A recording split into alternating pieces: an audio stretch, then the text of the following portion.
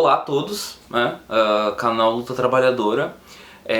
Eu vim aqui para falar sobre o processo de revolução, né? Levante, insurreição, como quiserem chamar, que está ocorrendo desde o dia 9 de setembro de 2025, mas um pouco antes, no país do Sudeste Asiático chamado Nepal, que alguns talvez devam conhecer pela cultura budista ou pela bandeira diferenciada, né? Mas no geral, muitas pessoas pediram que eu fizesse um vídeo sobre.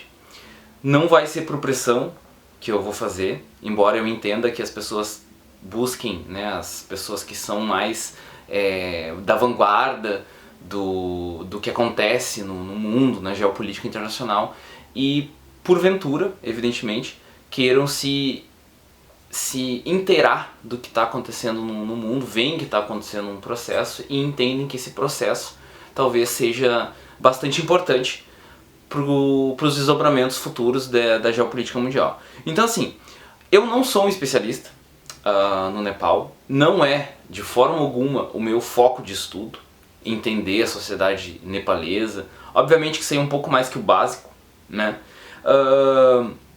Mas sei e estudo há muitos anos uma das questões que é muito importante para entender o que está acontecendo no Nepal hoje, que é a questão das particularidades nacionais de uma revolução, de uma insurreição, ou mesmo de uma crise econômica. Então assim, eu vi muitos tweets e jornais e até mesmo organizações comunistas explicando, não, o Nepal está situado aos pés do Himalaia. Esse país, né, vem de uma civilização que se chamava Dravidiana, com particularidades muito específicas por ser uma geografia de muito difícil acesso, né, ali do Vale do Indo, e tudo mais. Até vi alguns tweets falando, não, porque é um estado nacional que se formou de grupos tibetanos e grupos indianos, por muito tempo foi governado pelos dois, fala mais de 100 línguas, se não me engano, mais especificamente 126 línguas são faladas hoje no Nepal.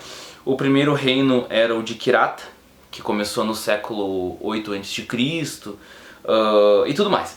Essas particularidades nacionais da história do Nepal, você pode ser o maior dos especialistas e ser um ignorante ao que está acontecendo atualmente nesse país.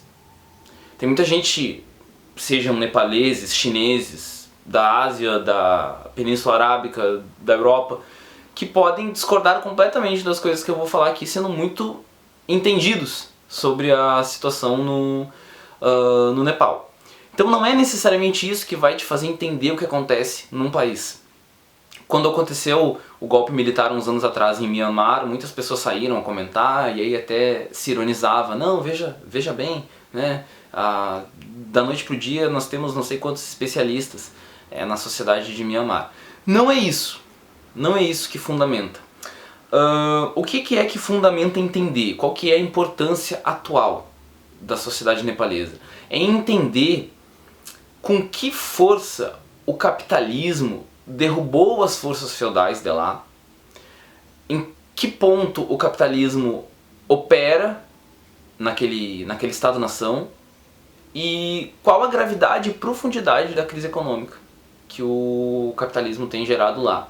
Porque assim, a grande desculpa, né, da mídia que se chama mídia ocidental, que geralmente é focada na França, nos Estados Unidos, que vem para o Brasil, é que o protesto começou por causa da geração Z, que é essa que nasceu em 1995 e até os anos 2012, e que eles estariam extremamente insatisfeitos com o governo atual, né, o primeiro-ministro, e por isso eles teriam derrubado esse governo.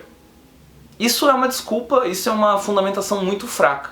Ninguém sai à rua simplesmente porque cortaram o teu Twitter, ou o teu Instagram, o teu Facebook. É óbvio que isso gera uma ebulição social muito forte, mas há preceitos políticos que precisam existir anteriormente para que isso ocorra. E não é à toa. Quando eu fui pesquisar sobre o que estava acontecendo no Nepal, o que eu vi? Eu vi diversos movimentos políticos anteriores, crises econômicas, protestos anteriores ao regime, né, do primeiro-ministro ter derrubado as redes sociais, a internet, como a gente chama assim de forma mais geral, mais generalizante, e deu para entender, né, que tem uma forte recessão econômica no Nepal, que, por exemplo, hoje, nesse dia de hoje, 10 de setembro e 9 de setembro, começou a ter protestos na França contra o governo Macron por causa do Sébastien Lecornu, aliás, né, que ele foi o segundo, aliás, o quinto primeiro-ministro nomeado pelo Macron em 2 anos, porque ninguém lá está conseguindo rebater a crise econômica e o fundo de gastos e os juros aumentando e tudo mais. Então a França está numa crise econômica muito grande, que chega a ter escola faltando papel higiênico, aquela coisa toda que até nós já estamos um pouco mais acostumados aqui no Brasil, mas que na França não necessariamente é uma coisa muito comum. Então eu já começo aqui estabelecendo uma crítica, por exemplo, a um youtuber muito famoso que é o Humberto de Matos. O Humberto de Matos, que agora é um militante do PCdoB, ele postou um Twitter ontem, né, fez um tweet no X dele dizendo que essa insurreição no Nepal era comandada por Big Techs. Não foi usado ainda o termo, mas certamente vai se usar em algum determinado momento, de Revolução Colorida, né? A Revolução Colorida seria aquela revolução que os Estados Unidos opera nos países, ou grandes monopólios, grandes empresas capitalistas, muitas vezes de internet, para desestabilizar governos republicanos, democraticamente eleitos. Bom, então vamos ter que acusar a mesma coisa na França, por exemplo, né, nesse momento. E aí todo levante de massas, toda insurreição de trabalhadores vai ser considerada uma revolução colorida.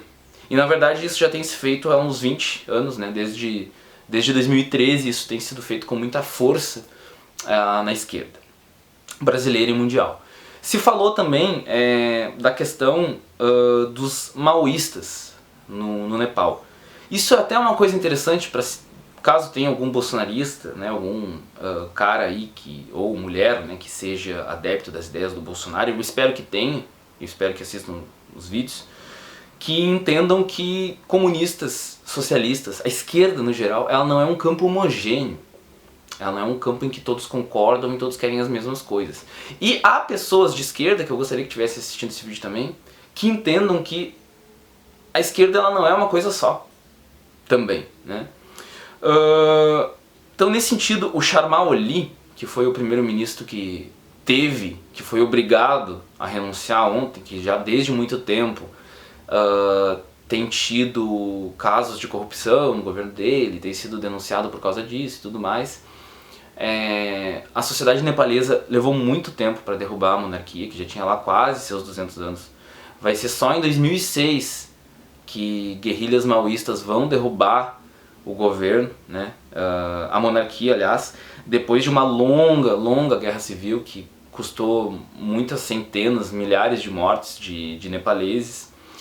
E em 2024 essa ala mais radical do maoísmo, né, que são aqueles adeptos das ideias do Mao Tse Tung, que é muito próximo ali na China, né? Faz muito sentido que a força radical com mais força hoje no Nepal seja os maoístas, por causa das condições geográficas, culturais, históricas do país. Até fico feliz que sejam maoístas.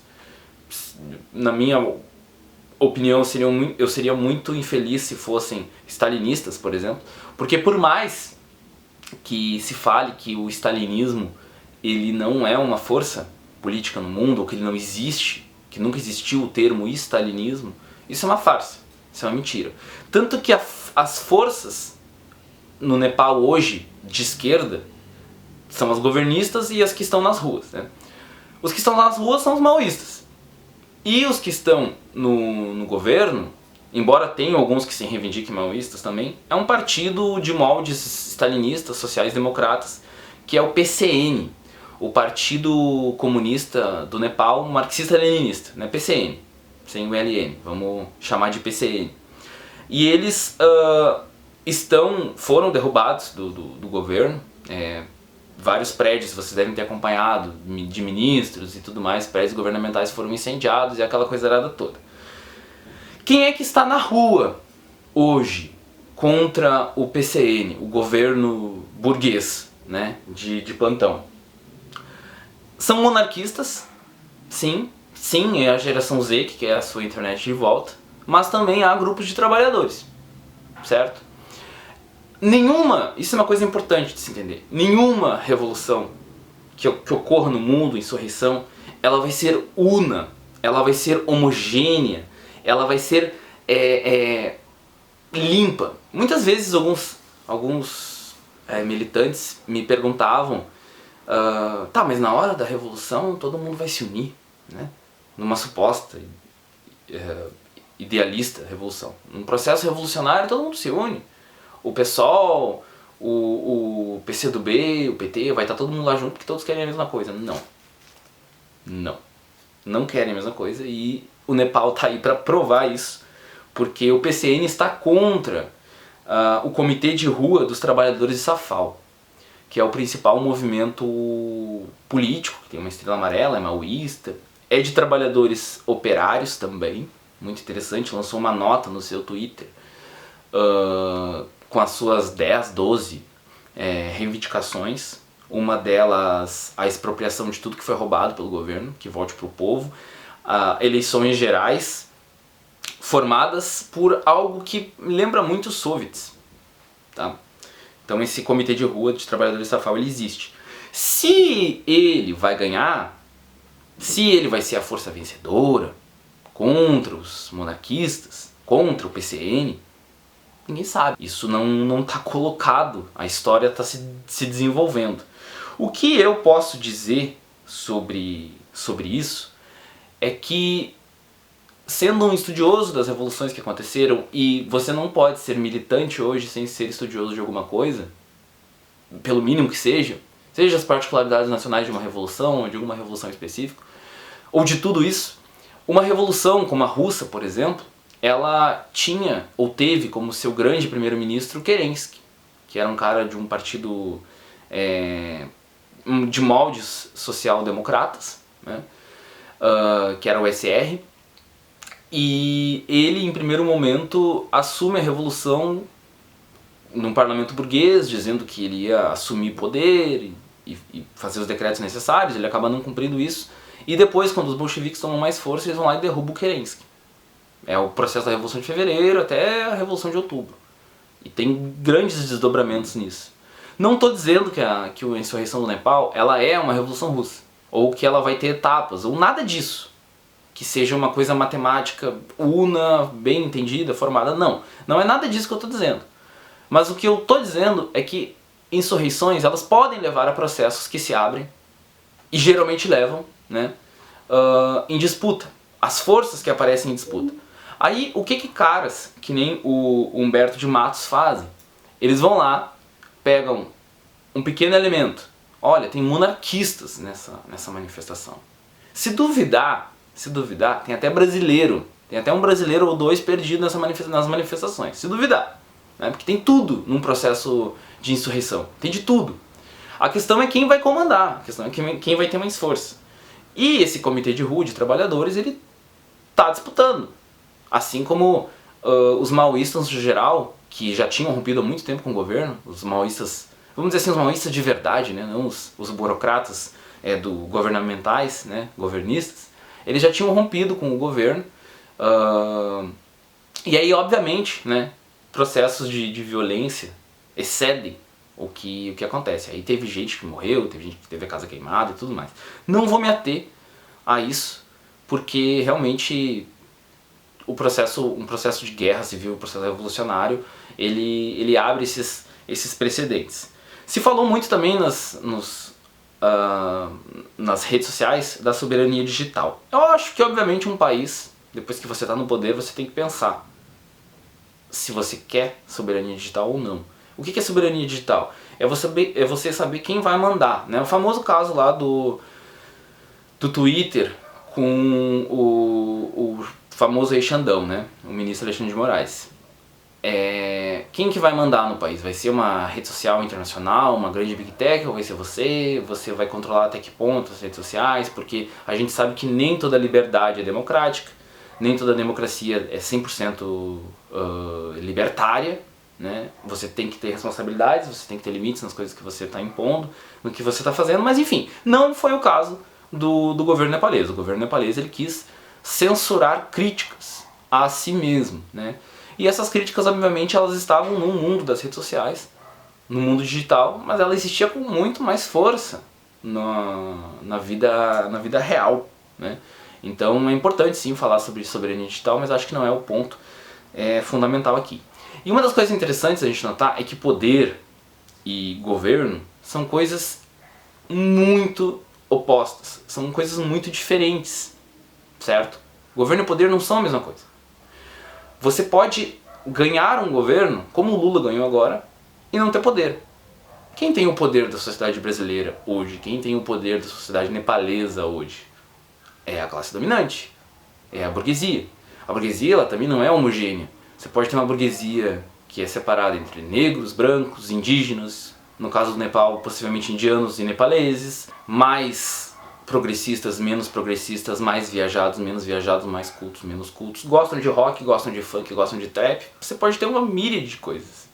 A questão é que eles estão no poder e são a elite dominante. É isso.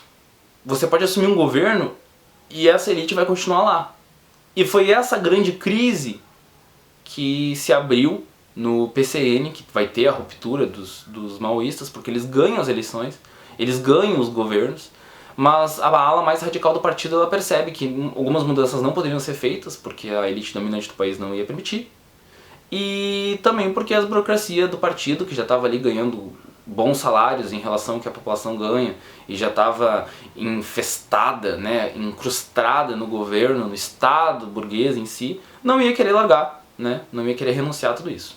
Então é esse processo que está hoje aí colocado no Nepal. E eu até gostaria de fazer um adendo, um elogio a uma pessoa, a um militante, né, um youtuber, enfim, acho militante, né, porque o youtuber é meio ofensivo, que é o Jones Manuel, né, porque o Jones Manuel perguntaram para ele, foram lá e fizeram um monte de pergunta para ele na rede social dele, sobre o que ele iria opinar sobre o que está acontecendo no Nepal. Ele disse, olha, eu não sei nada sobre o Nepal, eu preciso estudar isso, eu não vou falar nada sem estudar. E aí até teve gente criticando ele, dizendo assim, olha só, que absurdo, tu já foi melhor. E não, na verdade, esse foi um dos grandes motivos pelos quais eu sempre critiquei o cara. Ele deu um passo adiante fazendo isso. Porque você opinar sobre tudo, a todo momento, como se você fosse especialista, leva você ao erro, e na política o erro ele cobra muito caro. Então acho que foi um ponto bastante interessante aí do Jones Manuel, muito diferente do Humberto, que sem sequer estudar o processo já tomou uma opinião de que é uma revolução colorida, de que é para desestabilizar o sudeste asiático, já começou numas paranoias, numas loucuras muito absurdas. O que demonstra que o Jones aqui no Brasil é muito, não vou dizer que é um quadro, né, mas é muito superior e pode avançar muito mais do que um cara que nem o Humberto Matos, que simplesmente se jogou um nacionalismo que não é de esquerda e a burocracias partidárias bem duvidosas. Mas enfim, esse é o processo que ocorre hoje no Nepal, esse é o processo que ocorre hoje na França, que amanhã pode ocorrer aqui no Brasil, a gente não sabe, e a gente percebe que a esquerda brasileira, não vou falar da internacional aqui porque eu não acompanhei tanto, mas a esquerda brasileira falando sobre o Nepal, sobre o processo de insurreição nepalesa, ela não entende o que é uma revolução, ela não entende o que é uma insurreição, ela não entende o que é esquerda. Isso é bem grave e precisa ser visto com atenção.